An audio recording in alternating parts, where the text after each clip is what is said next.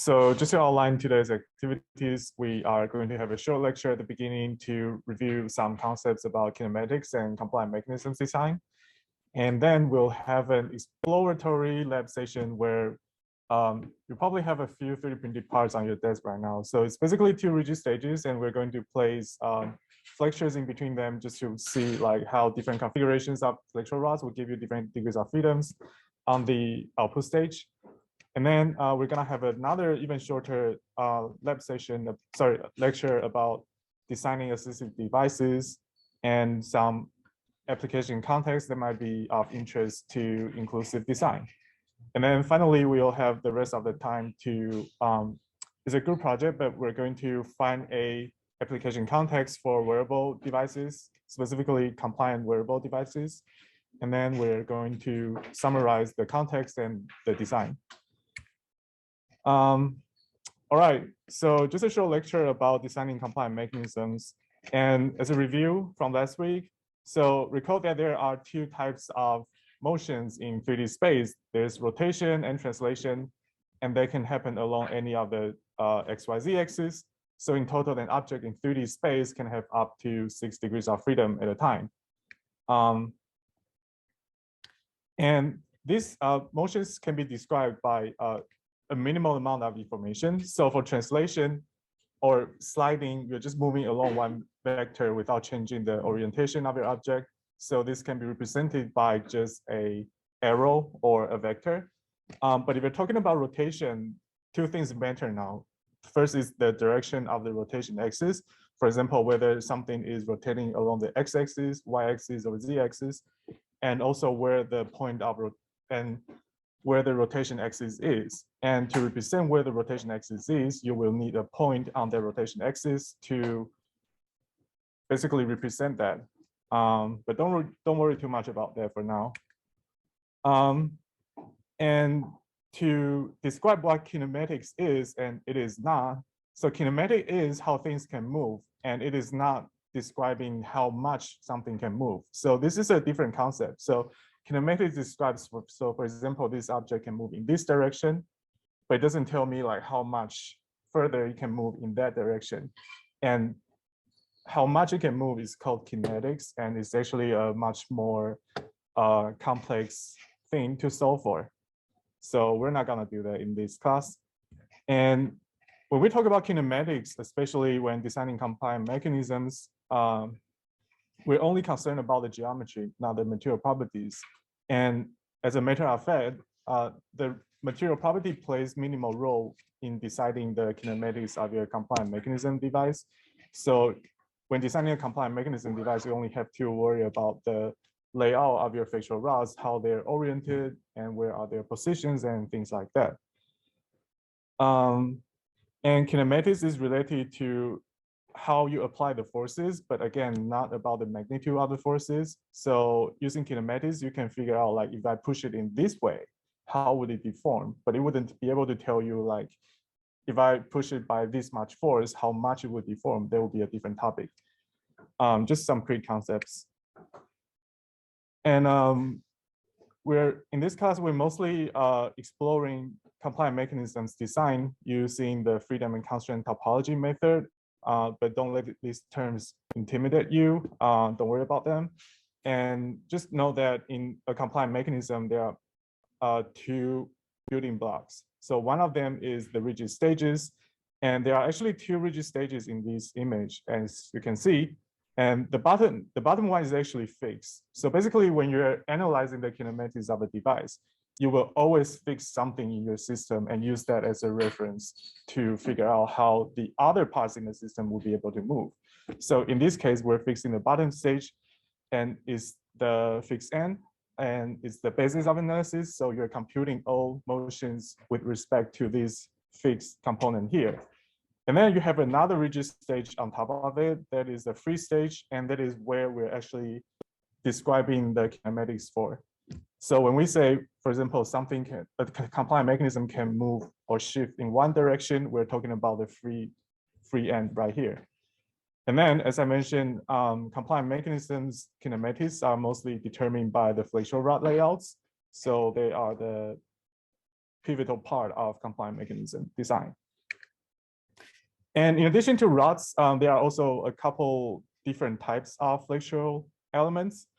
So a wire or a rod is the most fundamental one, and that's what we're going to play with today. And that's also what we're sticking to today. But there are other flexural elements that might be interesting to play with as well, like a blade. A blade is basically a 2D plate. So to put it short, a paper is also a blade flexure in compliant mechanisms design, as they have the same kinematic affordances and also a notch. So, well, I guess I'll grab that right here. So a living hinge right here is a notch flexure, and it allows only one rotational degrees of freedom, and that is a notch flexure. And yeah, that's a few common types of flexures, but we're sticking to rods today. But later, when you're designing a compliant wearable device, feel free to do whatever you want. And then, as I mentioned, as I mentioned in the past lecture, there's actually a mapping between the degrees of freedoms and also the flexural element layouts, and it's called the degrees of constraints or constraint space. And there's actually a equation describing like what is the relationship between degrees of freedoms and degrees of constraints.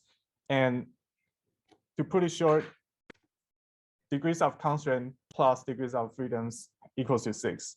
That's the maximum degrees of freedom you have. So that means if you're using constraints to take out 1 degree of freedom, you're going to have 6 minus 1 and 5 degrees of freedoms in your system. So there's actually this nice relationship, and you can actually build mathematical equations to figure that out. But we're not doing math today. We're just doing it intuitively. And we speak pretty fast, and it's very. If you have any questions, feel free to interrupt. That's the whole reason we're in a classroom, right? Yeah. Am I speaking too fast? It's not using. I think it's just a lot to digest. You know, the general concept of 6-degree freedoms and all these things. All right. I wouldn't be super surprised if not all of us are getting it. But it's also somehow relevant, but also not so critical for you to execute the lab task today. I think we're just giving you guys some background information. Yeah.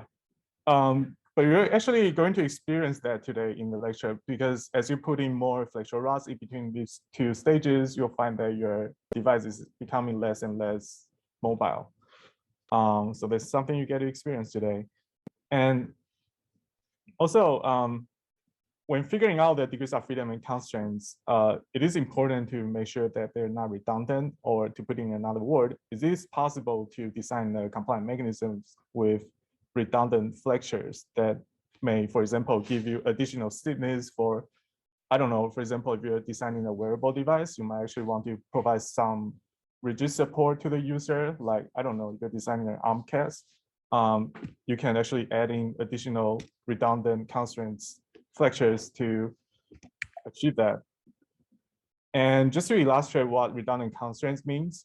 So for example, if you have these 2 flexures aligned in the same direction on the same plane, the constraint space roughly looks like this. So basically the constraint space is, to describe the constraint space, basically rods on the same plane aligned in the same direction.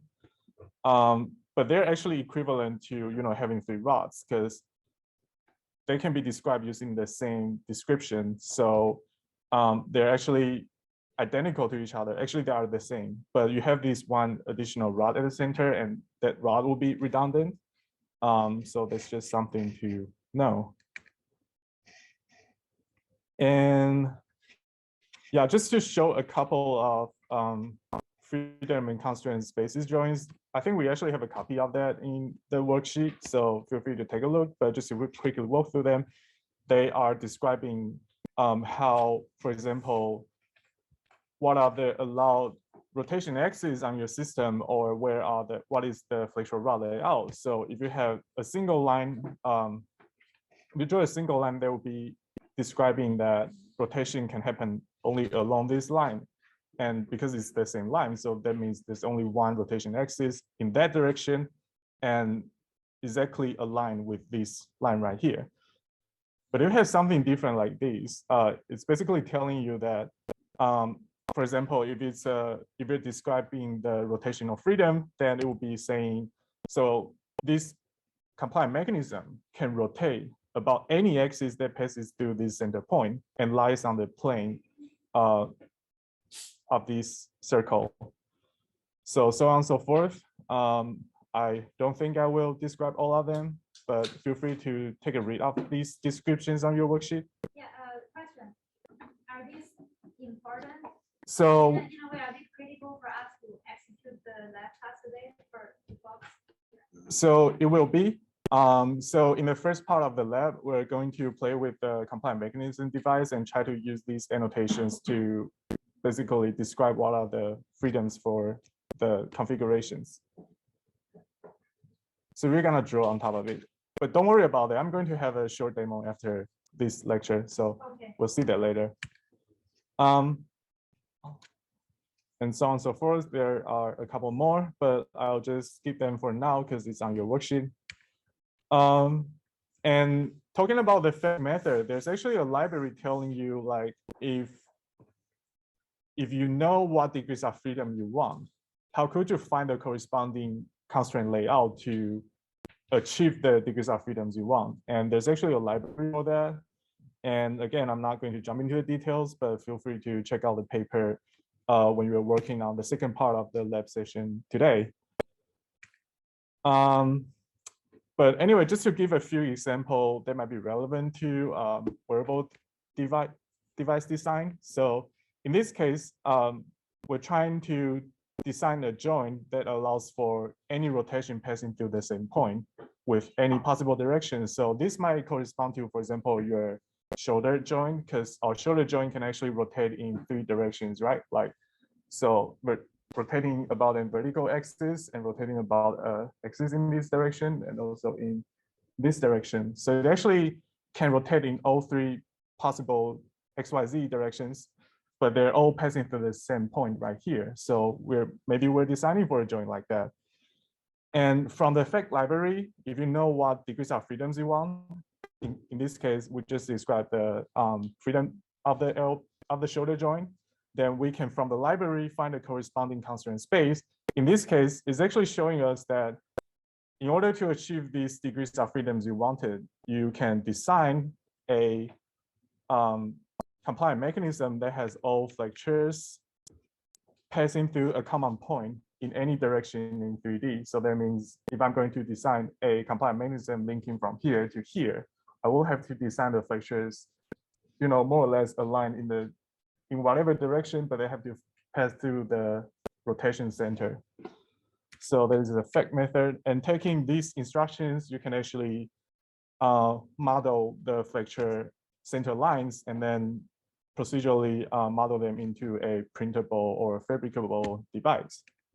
So same thing goes for rotation. So this might be a rotation joint for your elbow.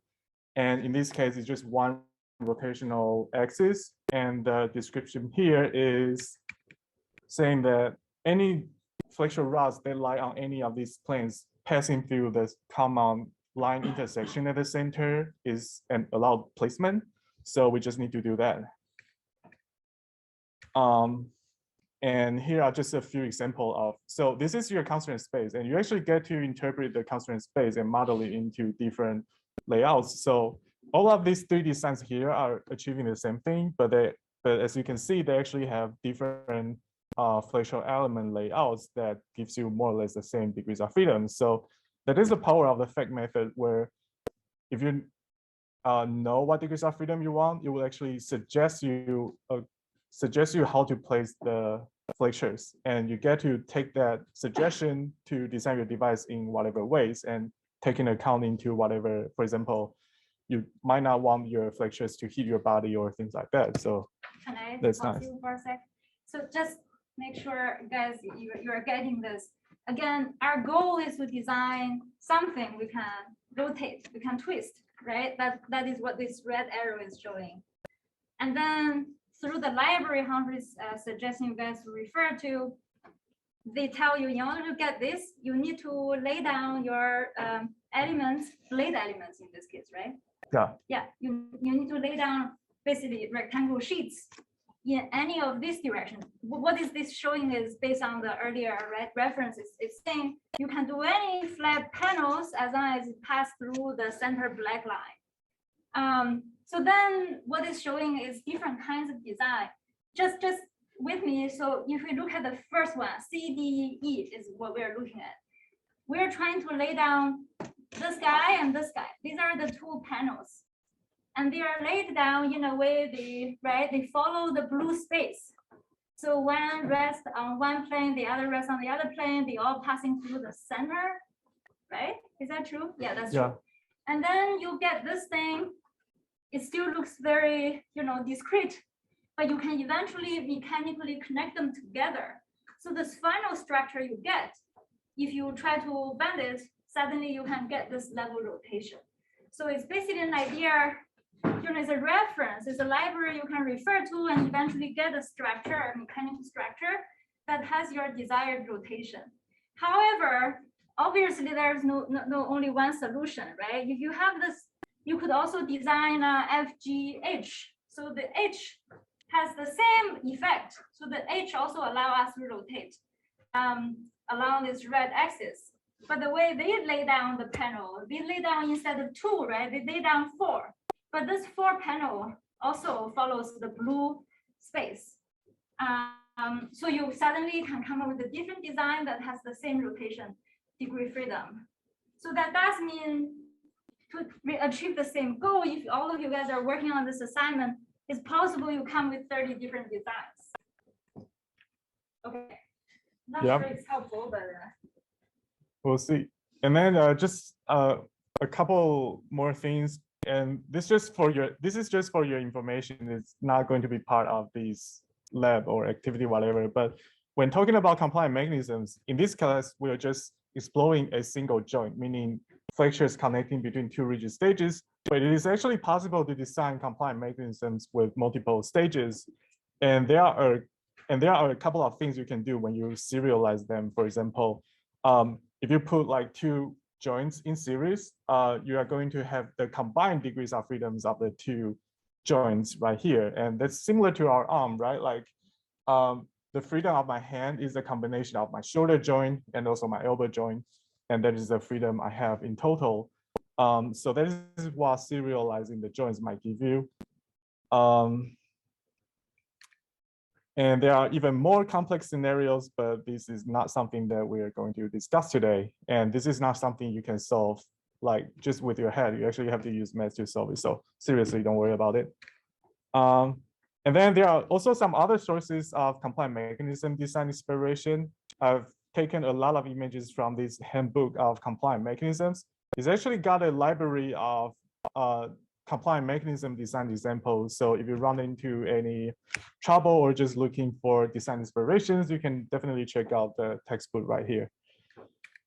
And finally, some takeaways for compliant mechanism design. So to begin the design process, you will need to identify the degrees of freedoms you want, and then you'll be able to use, for example, the FACT library to find out what is the constraint layout that you need. And keep in mind that the more flexures you have, the less degrees of freedoms you have. And when placing the flexures, you have to place the flexures according to the constraint spaces that Lini has described earlier. And you also need to check if they're satisfying the constraint spaces. And when you're placing, for example, a flexural rod, you have to make sure that it's got at least a 1:10 aspect ratio between the 2 rigid stages, because if it's too short, it will become less compliant and your device wouldn't be able to move as much. And when you're done, because I think I've mentioned that in the last lecture, but you can actually modify the rigid stages into whatever shapes you want to give them whatever functions, or for example, to add in some mechanical parts to house whatever your components or whatsoever. So there's something you can do. And also you can extend or shorten the flexures without changing the degrees of freedom. So for example, if you're designing 2 rigid stages and you figure out that you have to take them further apart, you can actually extend your flexural rods to connect to both stages and without changing their degrees of freedoms. So when we say stages, these are the 2 disks you guys have on the table. So if you, by the end, connect something like this, it's the top and bottom plates in called stages. Yeah. And when you're designing a compliant mechanism device, or in our case, a wearable device, you figure out that it's difficult to achieve all the degrees of freedoms you wanted in a single joint. You can consider breaking the degrees of freedoms you wanted into 2 joints, and then serialize them by combining them together to get you still the degrees of freedoms you want, but with more joints, but it might give you advantages. So that is that for the design lecture. And then for the next part of the lab, we are actually playing with the prototypes on your desk. And there's a worksheet. Hopefully everyone has it. And in the worksheet, we actually have 2 parts. So on the left is a instruction on how to put the elements together. So you have a long plastic stick right here, but you'll have to cut it into the right length and assemble them into the device. And there is a 3D image of the assembled device, so you can take that as a reference. And there are also a couple of holes on the discs, and you can read these instructions to insert them into the right holes. And when cutting the rods into the right length, there's also a reference bar on the worksheet, and it is in scale, so you can use it as a reference to cut them into the right length. I think everyone also have a knife in their group, so hopefully we should be good. And then once that's assembled, try to play with it and figure out what is the degrees of freedoms it has, what are the translations, or what are the directions that can slide without changing the orientation. Yeah. And sorry for interruption. You need to first find your own coordination, right? Humphrey, do you have a set? I think I have a reference on the worksheet, but feel free to do whatever you want. Yeah, so for example, if I'm looking at it, I think this is my Z direction. In order to fill your worksheet, right? Maybe this is my X direction, this is my Y direction. So when I'm doing this, what's this? This is that is a rotation. Rotation about y-axis. This is y-axis, right? Yeah. I'm rotating about y-axis, if that makes sense. And then in the worksheet, I will check rotation along y. And then see, I try to push it vertically. I can't. Nothing happened. That means I do not have a translation about z-axis. So the whole idea is by playing different rods, different numbers of rods in different orientations within the structure, you get different degree freedoms. So that's the core of the assignment. Yeah. Yeah, and when you're playing with specifically the rotations, try to see if you can rotate them about axis at different positions. So for example, when Lini was playing that one, so you can, I don't know, use your finger as a reference, I guess. Like if I'm playing with like rotation about in y-axis, I can, place my finger here and try to rotate the top stage about the axis right there. And then you can also try to, put your finger further away and see if you can rotate this thing about an axis that's so far away. It might be a little bit vague, but don't worry about that. We're not grading this part of the lab. It's just to give you a sense of how putting the flexures in different layouts will give you different degrees of freedoms. So once you're done, you're going to draw the freedoms on the the diagrams on the right hand side, and just to basically just annotate like what is the degrees of freedoms you observe. So for example, for this device, what I observed is it can translate about the perpendicular, well, it can translate about the axis perpendicular to the 3 rods. So that is the translation I observed. And also you can play with like rotation. So this stage right here doesn't really rotate about the X direction very much. So it doesn't have one in that direction, but it can definitely rotate about Y. And actually it can rotate about any axis on this plane. Yeah, so we'll be doing like a short lecture before the assignment about how you sort of apply these to the field of assistive devices. So kinematics is a pivotal component in our daily life. Kinematic mismatch is a disability. So we just discussed how these can be used for kinematic devices. And in the same way, these kinematic behaviors are exhibited in human joints and movement. So in a sense, the human body can overconstrain just like you've overconstrained your flexors by adding more and more rods potentially. The human body does this as well with different conditions. And so you eventually lose the ability to move joints specifically. So this is arthrogryposis, where she's exhibiting an inability to move her hand and arms in the desired way. And that's maybe in a more long-term way, but you can also think about it in applications where someone has a broken arm wearing arm casts where it's temporarily overconstrained, but would change over time. I have to go pretty quick through this. And so then the same thing can be true in the opposite way, under constraining. This video is showing a person with Parkinson's where their joints are able to move more so than desired, whereas previously it was less so. And so this again is maybe a more permanent long-term example, but the same can be true for dislodged joints, dislocated joints, where it's under constraints, but would change in a bit of time. So you're unable to control the motions along the desired freedom space.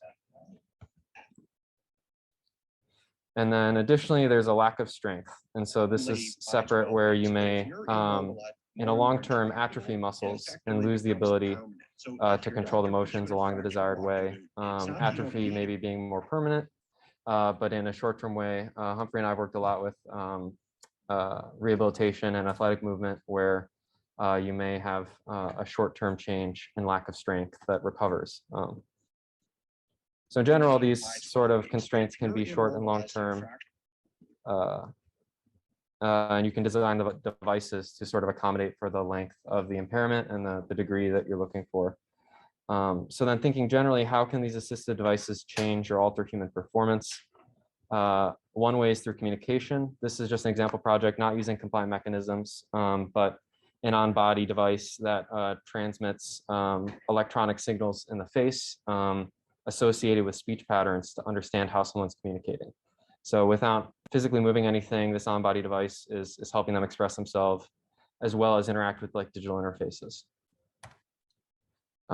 Additionally, these devices can be used for expression. This is a paper about designing a prosthesis for dancing. And so the advancement was allowing increased range of motion and degree of freedom for a dancer to express themselves more accurately to how traditional dancing is with a human foot. And then perception as well. And so these two are separate. The top left one is a compliant structure. This one isn't, but could be adapted to one. Both are altering the human hand to either be significantly larger or smaller, which changes a person's perception of interacting with objects around them physically. And so looking specifically at one way of doing this that Humphrey and I have worked on was a thumb prosthesis. So you start by sort of looking at an existing problem space. This one is called trigger thumb, where you lose the ability to move the joint of the thumb. And so it's over-constrained, like I talked about before. And so our goal was to return functionality to this impaired joint, which traditionally rotates about one axis. But there's sort of some nuances with how it also interfaces with the hand in general, how a user is grasping objects and reacting to objects, and how they're sort of interpreting hand feel with the world. And so we began prototyping, looking at moving what was a rotation about an axis in the thumb beyond that thumb that can no longer bend. And so you can, one benefit of the compliant mechanism structure is that it's monolithic. It can be printed in one piece. And so it makes it easy to rapidly prototype. You can create many versions quickly, trying different flexural layouts.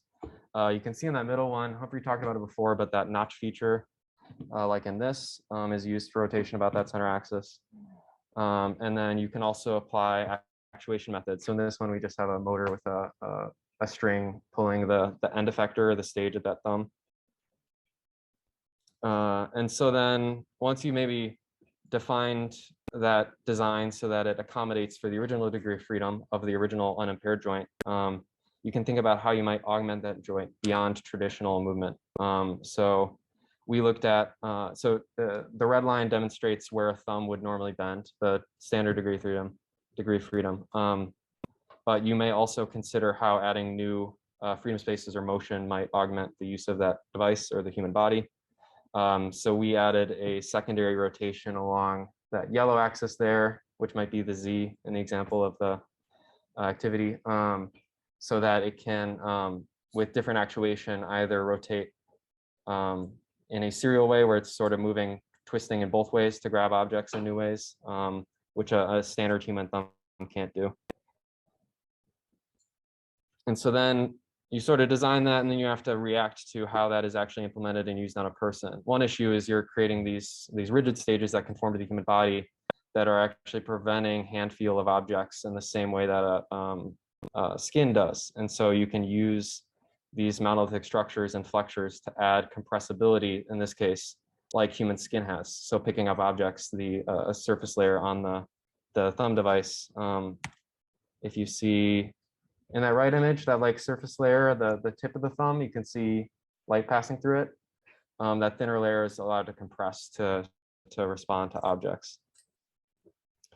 And so then, yeah, you can really quickly go through and change how it interfaces with the body to be comfortable or effective, or different structural purposes you might want.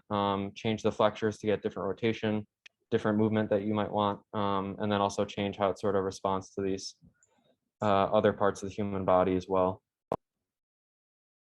There's some design considerations. This image just shows the degree of freedom of a human for a robotics paper. It's quite complex, and so it's difficult to understand when you might be over-constraining the human body. And so the goal is to not add things that prevent the existing movement it already has. And so the joints that you add will provide their own degree of freedom constraints. So you have to consider that as well. How are you adding to the sort of kinematic system of a human? In general, the human body is difficult to attach devices to. So you have to think carefully about what method you're using to actually add these mechanisms to the human body and how they're interfacing in a comfortable, healthy, but also sort of structural way.